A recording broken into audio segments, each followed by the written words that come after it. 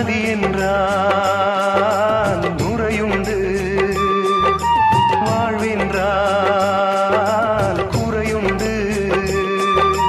ஐப்பசி வந்தால் அடைமழை காலம், சிலராயுள் முழுதும் ஐப்பசி மாதம்.